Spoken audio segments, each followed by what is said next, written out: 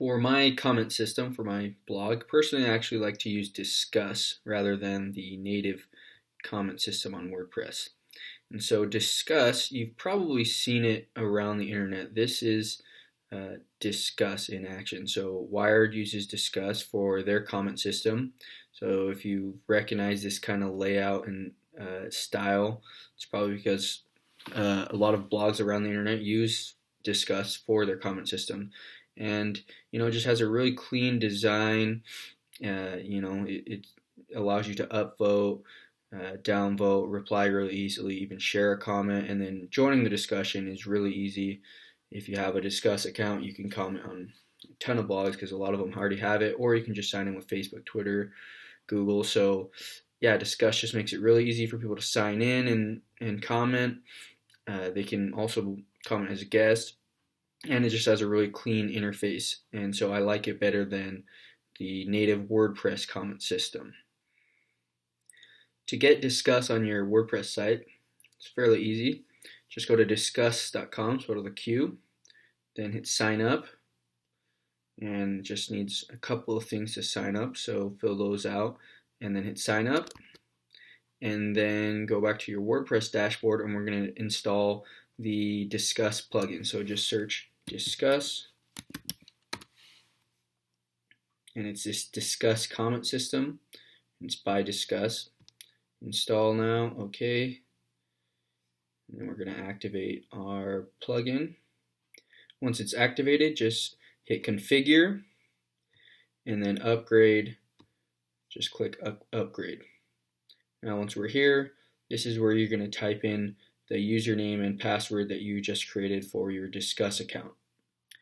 Before we do this, however, we actually need to go to the Disqus site and get everything set up on this end. So log into your account on the actual Disqus site, and under settings, click on this and go to add Disqus site. Then just put the name of your site or blog. So I'm just going to put test build without code. And yeah, test build.code. Okay, choose a category, click finish registration, and then platform WordPress, click on that. And so here's the instructions. We've already added the plugin, we've already activated it. Now we just need to log in with our Disqus account. So let's come back here. Build without code. My username for my Disqus account. Put in your password. Hit next. And so we just added this test build without code. So the one you just created, just make sure that's selected and click next. And you're all done installing Disqus on your site.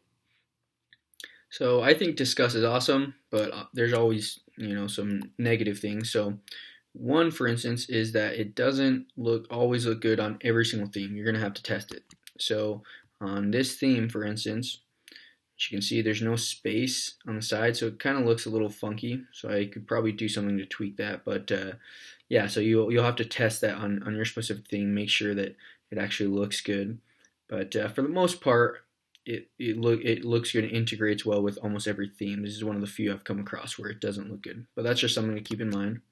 And the other thing is that the comments that you already have, so let's say you already started a blog and then you wanted to switch over to Disqus, well, these comments are not going to show.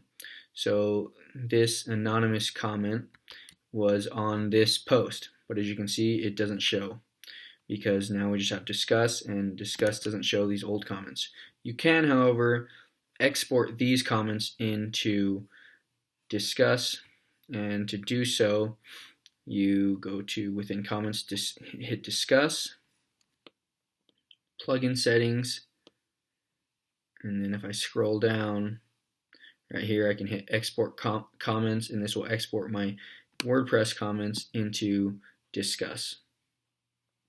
Now I'm going to show you what it's like to use Disqus.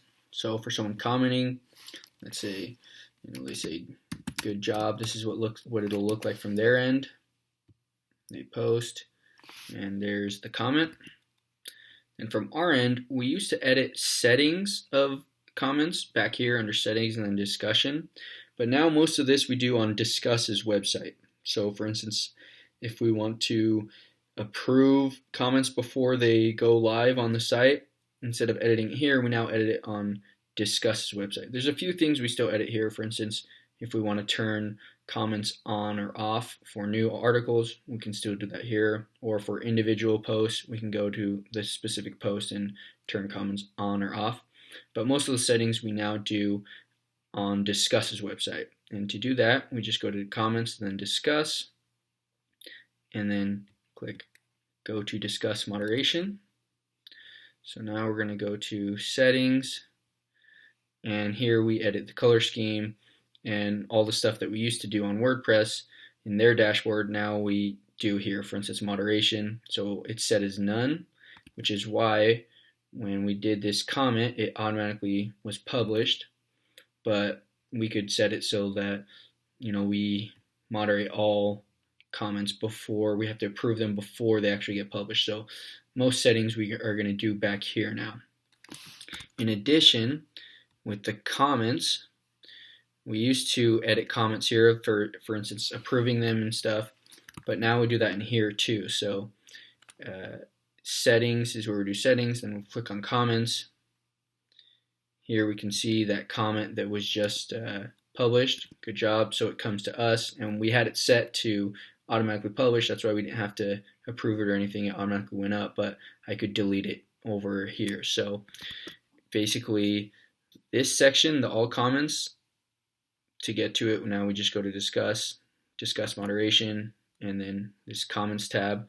This is where we basically do this comment moderation. And then the settings discussion is now, we go to Disqus again, Disqus moderation, and then go to settings. So now if you were to use Disqus, back here is where you edit all the settings and do the moderation and such for your comments.